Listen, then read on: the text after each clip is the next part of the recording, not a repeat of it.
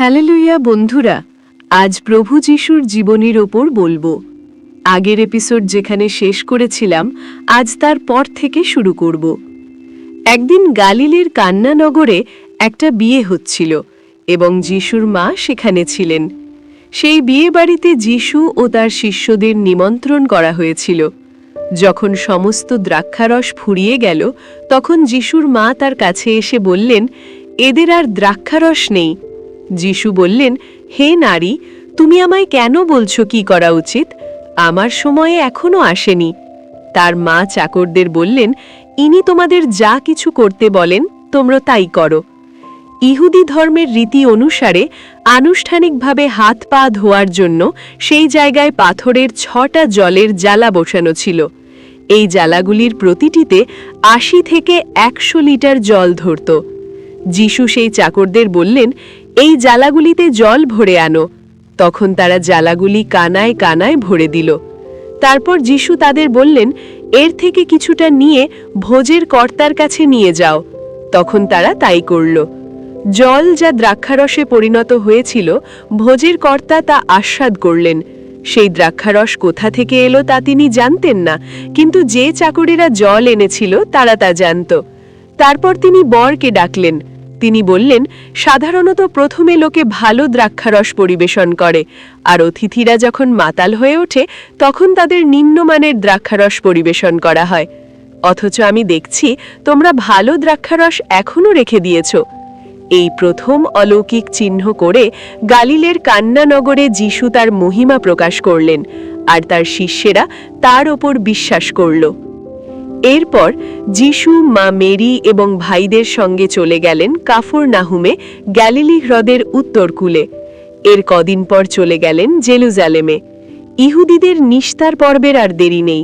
জেরুজালেমের মন্দিরে এসে তিনি দেখলেন, মন্দিরের মধ্যে লোকেরা গরু, ভেড়া ও পায়রা বিক্রি করছে, আর পোদ্দাররা বসে আছে।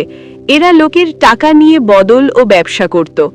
তখন তিনি কিছু দড়ি দিয়ে একটা চাবুক তৈরি করে তা দিয়ে গরু, ভেড়া সমেত এই সব লোকদের মন্দির চত্বর থেকে বের করে দিলেন, আর পোদ্দারদের টাকা পয়সা সব ছড়িয়ে টেবিল উল্টে দিলেন। যারা পায়রা বিক্রি করছিল তাদের বললেন, এখান থেকে এসব নিয়ে যাও, আমার পিতার এই গৃহকে বাজারে পরিণত করো না। তার শিষ্যদের মনে পড়ল, শাস্ত্রে গীত সংহিতা 69:9 লেখা আছে, তোমার গৃহের প্রতি আমার উৎসাহ আমাকে গ্রাস করবে। ইহুদিরা তখন এর জবাবে তাকে বলল, তোমার যে এসব করার অধিকার আছে তার প্রমাণস্বরূপ কি কোনো অলৌকিক চিহ্ন আমাদের দেখাতে পারো? এর উত্তরে যিশু তাদের বললেন, তোমরা এই মন্দির ভেঙে ফেলো, আমি 3 দিনের মধ্যে একে আবার গড়ে তুলব। তখন ইহুদিরা বলল, এই মন্দির নির্মাণ করতে 46 বছর লেগেছিল, আর তুমি কিনা 3 দিনের মধ্যে এটা গড়ে তুলবে? আসলে যিশু যে মন্দিরের কথা বলছিলেন তা কোনো ইট কাঠ পাথরের মন্দির নয়, সেই মন্দির হচ্ছে তার দেহ মন্দির।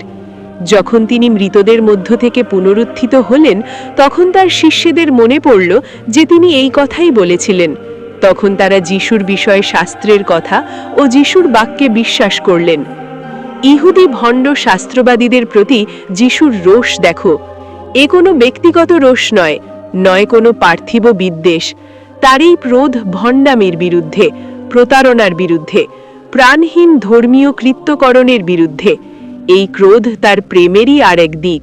বঞ্চিত নিপীড়িতদের ভালোবাসেন বলেই তো উৎপীড়কের প্রতি এত ক্রোধ তার।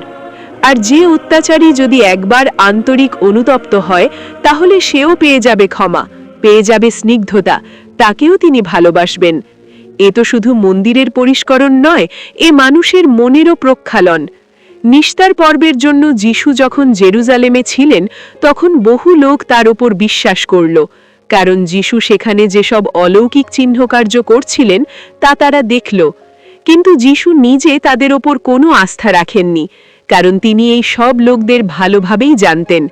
কোনো লোকের কাছ থেকে মানুষের সম্বন্ধে কিছু জানার তার প্রয়োজন ছিল না, কারণ মানুষের অন্তরে কি আছে তিনি তা জানতেন। যিশুর কার্যকলাপ দেখে সমস্ত শহর আলোড়িত হয়ে উঠল। কে এই নিঃস্বার্থ বিদ্রোহী? অথচ কেউ তাকে বাধা দিতে পারল না। মন্দির চত্বরের দোকানদাররা বাজার গুটিয়ে উঠে পড়ল। ন্যায়ের দণ্ড হাতে ঈশ্বরপুত্র এসেছেন, পাপাত্তারা পারবে কেন তার সাথে? বাঁচল দলিত জনগণ, বাঁচল বলির জন্য উৎসর্গীকৃত নিরীহ পশু পাখি। ঈশ্বর যে পশু পাখির রক্ত চান না, চান ভক্তের অনুরাগ। এই অনুরাগের কোনো বিকল্প নেই। ইহুদিরা ভাবতে লাগল, তবে কি আজ তাদের সেই প্রার্থিত পুরুষই সমাগত?